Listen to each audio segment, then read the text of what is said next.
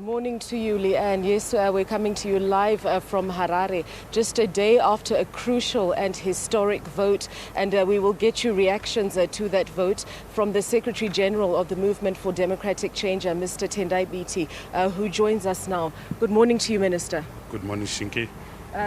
Vote counting is underway. We went through some of the polling stations where in areas that were some of your strongholds like Mbare, it appears that ZANU-PF has a narrow lead over you. How do you feel voting went yesterday? Well, as we have been saying consistently in our press conferences, this election represented the mother of all rigging, the mother of all shenanigans. To begin with, the voters' roll was shambolic. It excluded 2 million Zimbabweans. In Harare alone, it excluded 300,000 people. There were people on that voters' roll whose names were appearing 4 times with different ID cards.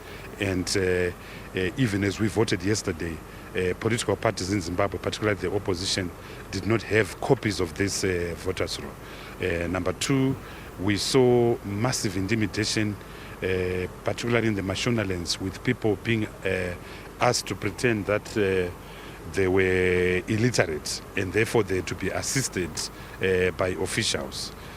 We saw situations again, particularly in places like Mount Pleasant, of thousands and thousands of people being passed from rural areas and other places to vote in certain marked constituencies.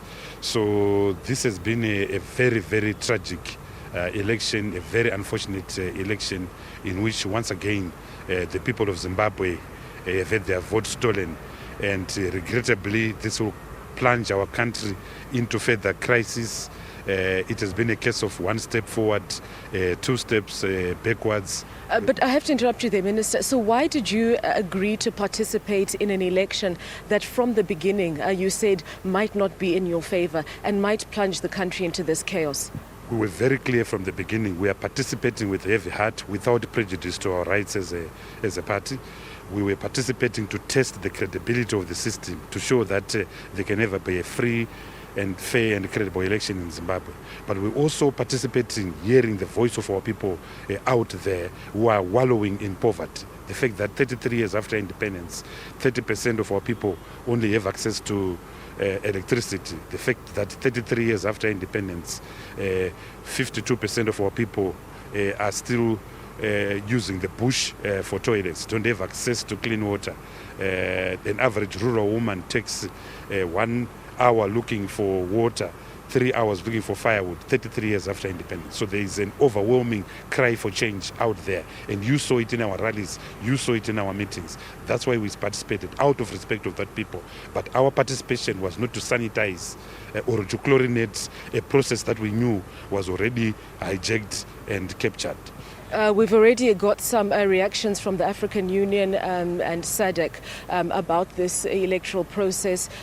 Former Nigerian President Obasanjo yesterday said that they might actually be prepared to live with this particular result, that the election is credible. Do you still have confidence as a party in the pronouncement that will come out from the African Union and from SADC? I haven't heard the comments by General Obasanjo, His Excellency. So I can't comment on hearsay. But what I can simply say is that I think it's so self-evident what has happened here. The people of Zimbabwe know, and I actually believe that when final reports are written by these institutions, important institutions, I think that what has happened and not happened will be captured in their reports. One of the other issues he raised was the fact that some of the concerns that have been raised about the ballot papers, the duplication of serial numbers that your party claims, they really haven't been able to substantiate them. What evidence do you have to be able to present to these organizations to substantiate very serious claims against the Electoral Commission? Well, on the issue of the ballot papers with one individual having 4 names, his name appearing or her name appearing 4 times, the evidence is actually there. It's on the voters' roll.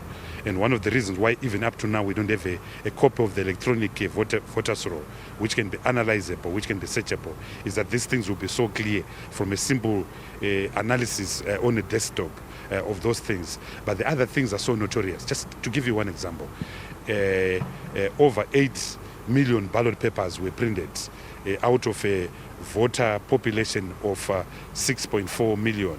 Now that's 35%. Now you don't have to be a rocket scientist to show that a margin of error can be 35%. And where will be the other voting papers going?